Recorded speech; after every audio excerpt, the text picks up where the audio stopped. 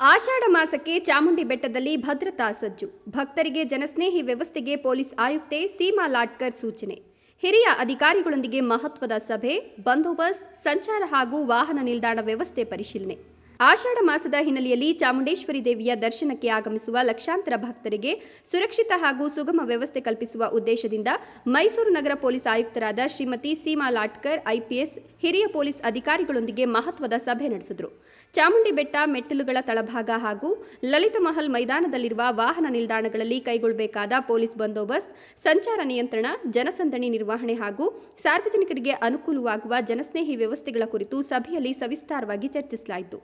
ಭಕ್ತರ ಸುರಕ್ಷತೆಯನ್ನು ಅತ್ಯುನ್ನತ ಆದ್ಯತೆಯಾಗಿ ಪರಿಗಣಿಸಿ ಯಾವುದೇ ಅಹಿತಕರ ಘಟನೆಗಳಿಗೆ ಅವಕಾಶವಾಗದಂತೆ ಅಗತ್ಯ ಮುನ್ನೆಚ್ಚರಿಕಾ ಕ್ರಮಗಳನ್ನು ಕೈಗೊಳ್ಳುವಂತೆ ಪೊಲೀಸ್ ಆಯುಕ್ತರು ಅಧಿಕಾರಿಗಳಿಗೆ ಸೂಚಿಸಿದರು. ಜೊತೆಗೆ ವಾಹನ ಸಂಚಾರವನ್ನು ಸುಗಮಗೊಳಿಸುವುದು, ಪಾರ್ಕಿಂಗ್ ವ್ಯವಸ್ಥೆಯನ್ನು ಸಮರ್ಪಕವಾಗಿ ನಿರ್ವಹಿಸುವುದು ಹಾಗೂ ಭಕ್ತರಿಗೆ ಯಾವುದೇ ತೊಂದರೆಯಾಗದಂತೆ ಪೊಲೀಸ್ ಸಿಬ್ಬಂದಿ ಸಾರ್ವಜನಿಕ ಸ್ನೇಹಿ ರೀತಿಯಲ್ಲಿ ಕರ್ತವ್ಯ ನಿರ್ವಹಿಸಬೇಕು ಅಂತ ನಿರ್ದೇಶನ ನೀಡಿದರು.